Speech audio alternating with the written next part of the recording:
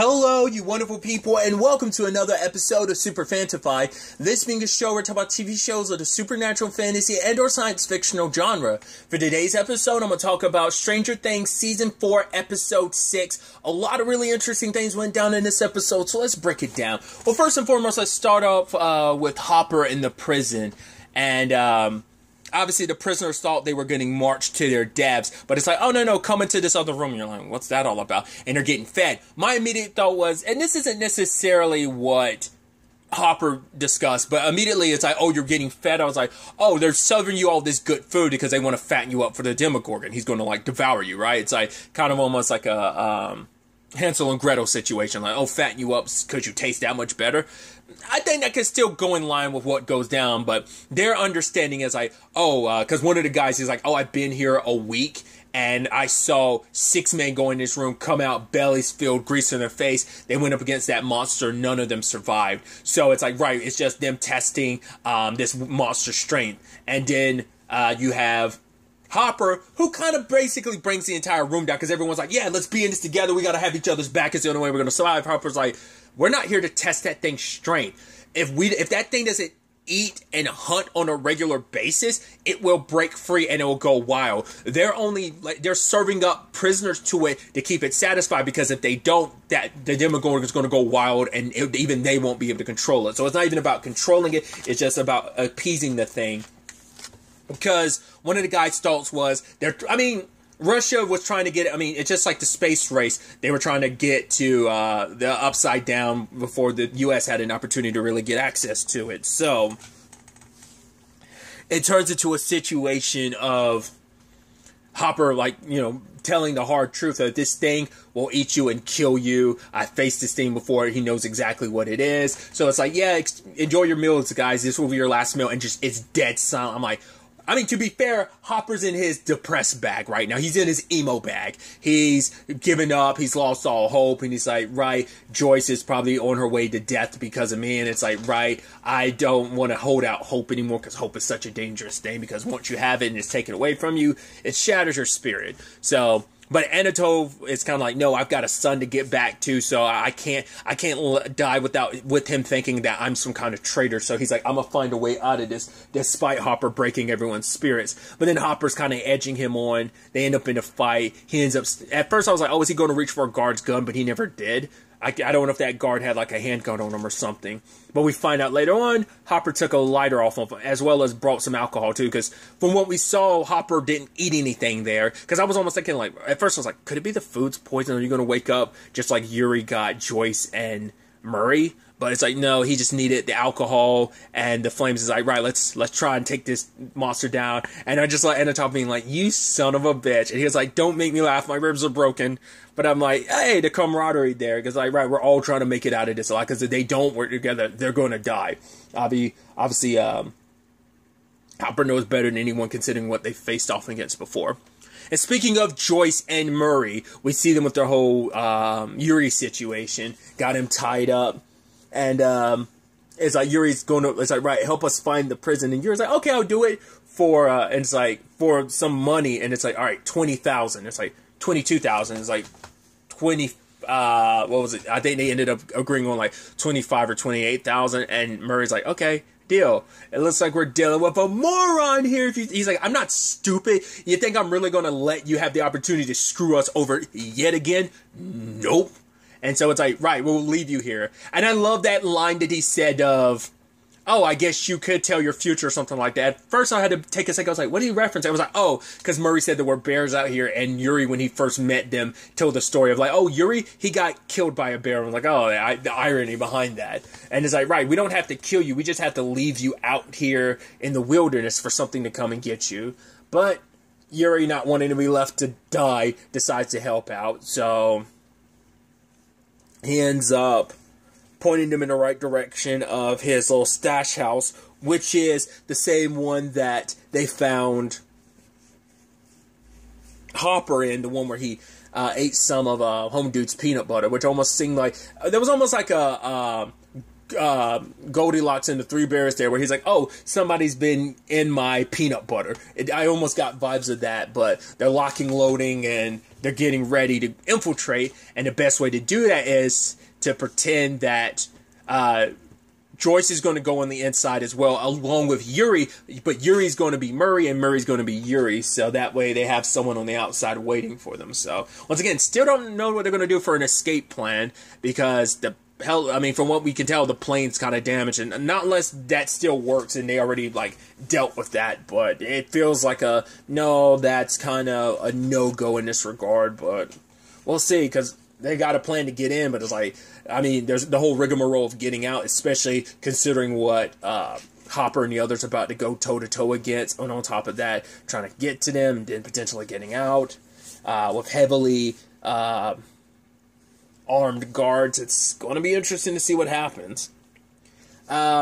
Speaking on kind of a more military front, we are picking up with the lieutenant colonel who is torturing that agent who survived from, I would say, the previous episode. That we saw in the previous episode, and it was kind of what I thought. The guy's not going to talk. I wonder how much does he really not know, or how much was him just actually being loyal to Owens and being like, right, because he probably believes in the whole thing of, he believes in 11 being their only hope against all this. And I love that Lieutenant General's like, all right, so what sounds more plausible, that an invisible boogeyman is killing teenagers, or that Dr. Brenner's experiment is running wild, 11, and that she's killing people, and now they're doing all they can to cover up, which sounds more plausible, which immediately I'm like, to be fair, neither sounds plausible, but I'm like, are you completely, you're aware of 11, so you have to be aware of the Upside Down. Are you forgetting the 3 different encounters they've had, being the encounter with the Demogorgon in Season 1, the other Demodogs and everything, but also the Mind Flayer in Season 2 and 3. There is literally a cleanup situation of a giant fleshy monster connected to the Upside Down, and you find it so hard to believe that there's an invisible monster killing teens. They're like, why is that such a stretch? Why? I get it. You already have, a plausible thing with 11, I get it. And also, it doesn't help that Dr. Brenner, as we know, Season 1 did a lot of terrible stuff to cover up 11 escaping. So, it makes sense, but it's like, man, why are you so... is he not that well read up about the Upside Down? Does he not know about that? Does he kind of take that as hogwash? Because Dr. Owens handled that, so he probably never saw any of it. He probably read the reports, but he doesn't believe in all of it. Maybe he still correlates any terrible stuff that's happened to the to 11. Which, once again, that witch hunter, not witch hunter, the Witcher, the witch trials are just, blaming someone. That's an element not just with the Lieutenant Colonel, but obviously we see that as a very prominent angle in Hawkins as well, so. Because things kind of get super complicated in Hawkins, because now Chief Powell ends up having to, he puts Eddie's name out there. It's like, yep, Eddie Munson's the suspect, which you can tell Erica's looking at TV almost being like, wait, what? Because she knows, right, this is a guy that her brother, he hangs with the Hellfire Club, but also knows that, right, I played a D&D game with that. He didn't probably seem he seemed like a weirdo, but not some serial killer. So now it's cool. At least they had the benefit of, yeah, Jason knew about Eddie and stuff, but the general public didn't know. So now they not only find out there's another victim, but now they also find out that Eddie's name is public knowledge, which I was curious what the aftermath of that whole situation was, and it kind of ended up flowing the way I thought it would, that Jason was going to blame Eddie, being like, oh, Eddie was nearby. Once again, even if Eddie wasn't nearby, Jason probably still would lump him in, being like, oh, this is satanic, and he tried to tell Chief Powell and Deputy Callahan, but they didn't want to listen.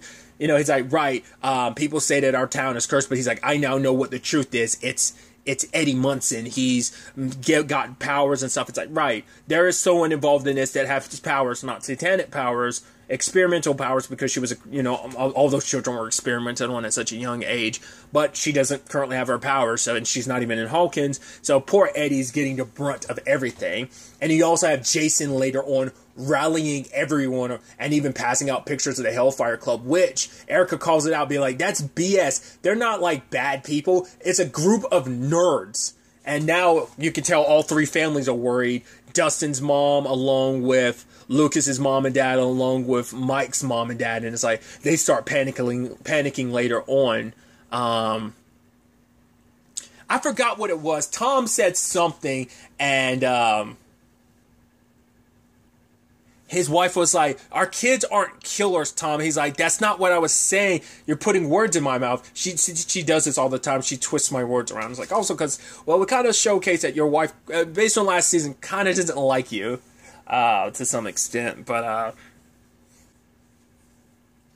they do call the police, so the police are going to be involved. Because later on, they end up capturing Dustin, Max, and Lucas. So, and no matter what Dustin, Lucas, and them try to say, no one else is going to listen to them. Because even Powell and Callahan recognize, like, right, a fever pitch is happening in this. And it's kind of interesting. I like how, once again, Jason rallying the school based on a tragedy and stuff like that with the mall and everything, it kind of made me go like, I get it. Also, it just kind of rubs me the wrong way, but I get it. You're trying to like bring a little more pride to the town. You're trying to bring a little light, but now he's doing it now in a super negative light of like, right, has there been any proof that Eddie did do this? But no, but he knows what he saw and he believes Eddie's the one behind it. You know, he's gotten so wrapped up in his own mind that, oh, Eddie's definitely the one responsible. We got to get Eddie. And now it's not just him. He's rallied the entire town behind him. So everyone's in a very complicated position. So there was some another good moment between Lucas and Max I thought was pretty dope where, well, he talks about the fact is that he didn't notice what Patrick was going through. Like, he's like, I noticed at one point in time Patrick was late for practice and he showed up with a black eye. So we knew that something was going on at home because when Vecna was kind of like leaning into him, I guess like maybe Patrick's dad caught him drinking or something and it sounded pretty bad. And now we get like what trauma was used against him.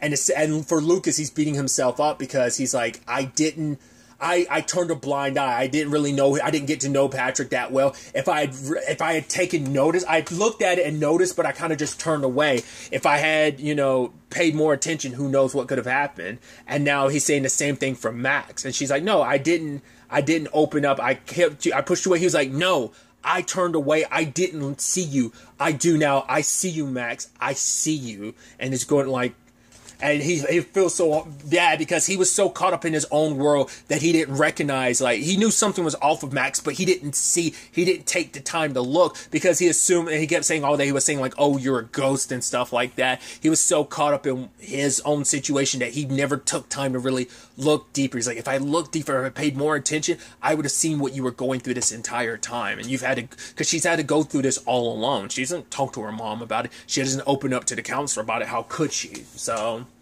And once again, like, they're the only ones who get her, like, and even then, it's like, they're the only people she could share this stuff with because they're the only people who know the truth about everything that went down last year. But also with that is the whole thing of she still has stuff that only she can really deal with that no one else could help out with that, So...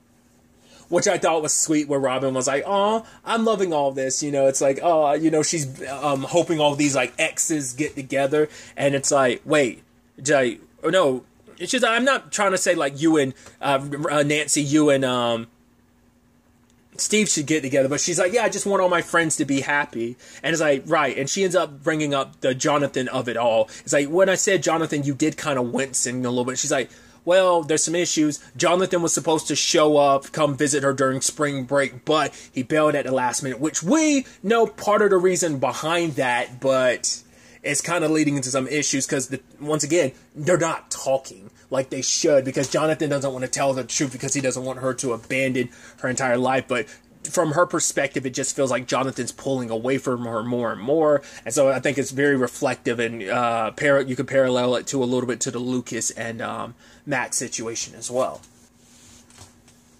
But I did like that Nancy was like, but you said you want your friends to be happy. Are we friends? And it's like, yeah. I was like, oh, yeah. I like that. It's like, yeah, I like that they are, once again, getting to spend more time together this season and becoming friends. So just like Max and Eleven became friends last season. Like, they were, like, on good enough terms last season, but now it's like, no. On season 2, they were, well, to be fair, 11 was a little jealous of Max, thought like, oh, Mike likes her more than me, so on and so forth. But yeah, now they were in a much better place in season 3. So, but yeah, now they've confirmed, what we as the audience saw, that the light back when they were at Victor Creel's house, that when all the lights and everything like overblown and blew up and stuff, that was Vecna, all the energy building up from Vecna performing a kill. So now they're aware of that, but they still need to go to the Upside Down to get him, but there's no open gates. But then Dustin, noticing that the compass was off, was like, okay. And I love that Lucas and Dustin know more about this, that it's like, what can mess with a compass, and it's like, an electromagnetic field, which even Robin's like, yeah, we didn't study that, because for one, they're the nerds of the group, so they would probably know stuff, but I think that speaks volumes. Like, yeah, your seniors don't, everyone older than you doesn't know what's what in this whole situation. But Dustin ends up pointing them towards a gate, which we now know there is one, because something ate one of the fishes early on while the police were at the crime scene. And so at first I was like, was that Vecna? But I was like, why would Vecna need to do that? It doesn't seem like it feeds on that. It's like, yeah, just things in the Upside Down feeding in general. So it leads to them taking a boat out there. The kids have to stay behind. And I love Robin being like, yeah, bedtime's at 9, kiddos. We miss you already. Standing up and waving as they kind of get left behind. Because it's like, right, this is something super dangerous, and the adults have to kind of step in. So, and I love Steve taking off his shirt, and even Nancy almost being like, whoa. And you see Robin kind of looking at her, staring at Steve, and smiles. I thought that was cute. But also, it's like Lucas being like, oh my god, when did Steve get so hairy? And Dustin's like, I know, right? I told him he needs to handle that, but he's like, the ladies love it. And then Max grabs her out, let me see. And she's staring, and then Lucas looking at her, looking back out, looking at her like, okay, you can stop looking now. I love that. But he goes for a swim, finds the gate, comes back up, but gets dragged down. And Nancy immediately follows afterwards, which in my mind, I'm like, right. She probably, obviously, it's Steve, but also the last time someone she cares about got dragged through it was Barbara, and she couldn't do anything to save Barbara. So that's probably where that instinct kicked in. But, because it's actually interesting, it's Nancy, because only a few of them actually have experience. So I'd say Nancy, Hopper, Will, 11, and Joyce are the only ones in this group who've actually been to the Upside Down, if I'm not mistaken. If I'm remembering incorrectly, do let me know. But I feel like they're the only ones that have actually been to the Upside Down. So, because Nancy, I think, amongst that group has had the shortest amount of time in the Upside Down before Jonathan ended up pulling her out back in season 1. Because Joyce and... I mean, regardless, I was about to go on a tangent. It's not important, but Nancy goes in, then Robin, and then, it's like, oh god, he had no choice but to go too. Also, once again, just proving how much of a dork nerd that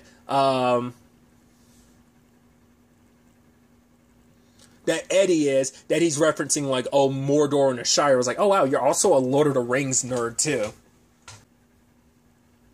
I forgot, there was some other, oh my god, that's where, I was like, I knew Dustin made some other, dorky thing, and he's like, oh my god, guys, it's a Watergate.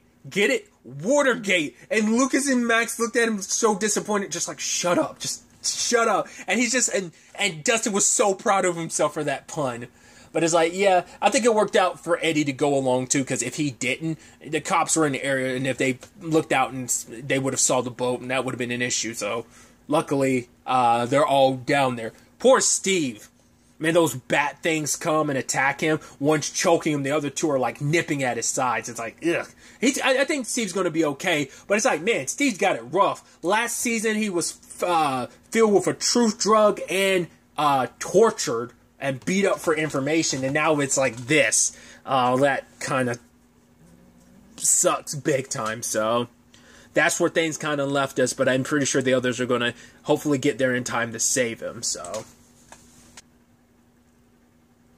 Another part of the episode is the Utah team rolling up on Susie's house, and her siblings are everywhere. The only person we didn't see was her mom, because we end up seeing her dad, but it's like, oh, she's got a whole bunch of siblings, so I was like, all right, Susie's Mormon. I mean, that doesn't always mean anything, but it's like, I feel like if you're Mormon, you're going to more likely have a whole bunch of kids. And in fact, what was it, Cornelius running around like that? I'm like, that kid seems feral. He reminds me of Donnie from the Wild Thornberrys, just how wild that kid is. And just like, yeah, two of the siblings are cooking. One is like filming a movie or something. And I wondered how Jonathan felt about that, because he was kind of the creepo taking pictures. I mean, he pull back on a creepo factor of like taking pictures of Nancy and stuff like that, and getting his camera smashed by Steve and stuff, such. But yeah, the kids putting on the performance, and the little girl pretending like, oh, her throat's slit and she's bleeding. It's like, okay, that's kind of disturbing. Then they also meet what appears to be the oldest sibling, Eden, and it's like, oh, like the garden. And it's like, oh, if you see my sister, if you see Susie, give her a push for me. And just, I love Argyle being in love. You'd be like, I'll do that. I'll do anything you ask of me. And then later on you find, it's like, oh, where did Argyle go? Oh, he's too busy getting high with Eden. So she seems, especially with the look and everything, it seems like she is like the rebellious child. Whereas, Susie kind of is, but that's because, oh, she was so smitten, she was in love, and she wanted to do whatever she could for Dustin, but it turns out her computer got taken from her because she confessed to her dad about what she did, and it's like, oh, plus she's also dating someone that's not a Mormon too, who's agnostic, so it's like, yeah, that's kind of an issue too, so her dad took the computer, and they're lying and being like, oh yeah, this is kind of like America's equivalent, like this is about a video game console, we're trying to like hack it and find it, because, you know, it's America's attempt to combat, you know, Nintendo, and it's like the Ameritendo or something like that is what Argyle's like, yeah, thanks Argyle for kind of contributing absolutely nothing, buddy, we really appreciate it, so. Luckily, they were able to sneak in, and Susie does her thing. Got them the coordinates for the lab for Project Nina and everything too. So that works out in the end. It's like, wow, just like Dustin said, she legitimately is a genius, because Dustin was rubbing it in Mike's face. It's like, oh, my girlfriend's a genius, but Mike's like, mine saved the world twice. He's like, yeah, but why you still have like a C in something or like that? Which, you know. Poor Susie getting busted like that. Once again, she ended up confessing to her dad either way, so. And speaking of Project Nina, we finally get an explanation from Brenner about what happened to Elle's powers. That he basically compared it to a stroke, where it kind of basically shuts off parts of your brain that you basically have to relearn stuff. Essentially, when the shock of, I think, the pain she was in, or maybe just it was by design, the Mind Flayer last season, like basically, well, I'd made this comparison. It was almost like all like the way her brain works, like those channels of her brain had been kind of closed off, and now they're slowly reopening. But it has to be one at a time, because Elle is starting to remember stuff, but her dad doesn't want her to remember too much at once, because if she does, it might send her over the edge. It's like, right, she already kind of snapped and killed a whole bunch of people beforehand. Don't want to take that chance again, so. But it's playing into what I kind of brought up previously of all of the experiment being pushed against each other into a competitive state, and it was almost like, once again, now it makes sense why that the whole Angela thing triggered 11 so much. Now it gets added that, like, she doesn't remember, but there's deep-seated trauma and stuff associated with some buried memories that you can parallel to the Angela situation.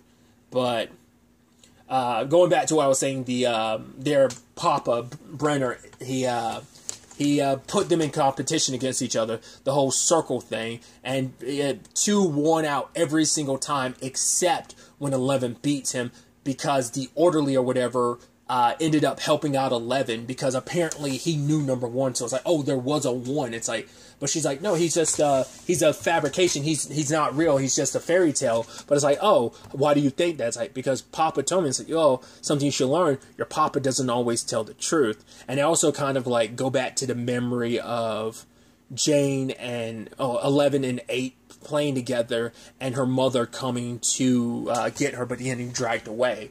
So basically, apparently 11 and 1 were very similar to each other, which I'm sure maybe there's some parallel there just because, right, what is she? She's 1-1 and he was 1, so maybe there's some correlation there. Maybe not. But this guy had talked about the fact is that 1 ended up using a memory, a sad memory that could also make him angry. And it's like, do you have a memory like that? And Jane does. She used the memory of like her mom, of being visited by her mom and having her mom dragged away. And that's how she beat 2. Which sadly he ended up beating her up. Well, him and some other of the other children ended up beating 11 up because it's like, oh, and if you tell Papa it was us that did this to you, we'll definitely kill you. It's like, right, I was holding back and you embarrassed me like that in front of Papa. It's just like, right, you know, would you be doing the same thing if it was any other kid? Probably not, because 11 in his mind is like not just his, all of their minds, she's the weakest. And in actuality, she ends up being the absolute strongest. But it's kind of sad seeing her kind of going through all that. And also know, like, right, history ended up repeating itself like that too. But there's also the darker angle of her remembering what she did. It's like, right, was it really all about that? Did I finally snap and kill everyone because I was bullied to the point that I finally snapped, or what, you know? Because the orderly that was helping out 11, Brenner was beating him up and torturing him. I guess it's like, right, I don't need you negatively influencing 11. Because 11 needs to get there on her own. If you I don't know. Because part of me was wondering, because he knows about 1, but he doesn't talk about it. He say like, oh, that's a story for another day, because he says like it doesn't have a happy ending. So either like 1 like got wild and was too uncontrollable, so they had to put him down. I was like, not unless Home Dude is supposed to be 1, and maybe he doesn't have access to his powers anymore. And he's trying to help. So maybe he's like, right, you don't want to end up like me. Maybe that's why he's taking such an interest in 11. Because, once again, he said that he's the one that said, oh, 1 and 11, you guys have so much similarities. But I'm like, what if he is 1 and he was talking from, you know, his situation of like, that's who, that, I don't know. Because we still know nothing about that guy. The fact is he's hanging around that room, and the fact that he's in the position he's in. So maybe, once again, maybe he was similar to 11 where he lost his powers and he just never got them back. Or, I don't know. I'm very interested to see where things kind of go on that front. The next episode is the Volume 1 of Season 4, Volume 1, or Part 1 finale. So it's the Season 4 mid-season finale. So it's definitely going to be interesting to see where all this ends up taking us, but also where the first half of this season ultimately ends up. Like, I'm sure it's going to be a major cliffhanger that they end on. Or is it going to be a thing of like some things are resolved but left open-ended to carry over to the second half of the season? I'm curious to kind of see the structure of the second half of the season in comparison. It might just be like a full-blown continuation. I mean, once again, this is the longest season we're getting. Like, I can only assume it's split down the middle. So this season 7, the second season. I was so curious to see how many episodes were going to be in this first half. So for it to be 7, so it's literally doing an Ozark, which is interesting. So, which is fascinating too, considering like, right, I'm assuming the 5th and final season is going to be like a 1-season situation. I mean, if they end up splitting that, that's going to be interesting. But I guess in a way, they almost get the full 6 seasons that they might have been aiming for, regardless. But I'm like I said, I'm just curious to see where things kind of end up. I doubt Vecna is going to be dealt with. And even if Vecna is dealt with, it's like, how does that help you with the whole Jason situation and the whole town after Eddie?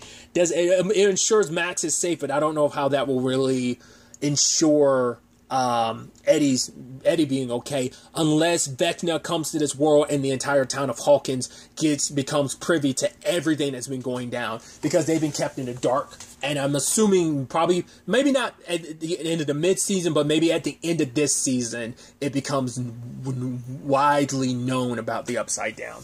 I don't know. It's going to be interesting to see where Hopper, Joyce, and Murray end up at the end of all of this. Mike and the team on their way to the Nina Project. At the same time, Brenner pushing 11 to awaken her powers. We'll ultimately have to wait and see how this all plays out. But really, that's all I want to talk about. Till the next time we meet, be happy, be safe, live life to the fullest, and enjoy it. Good day, and goodbye.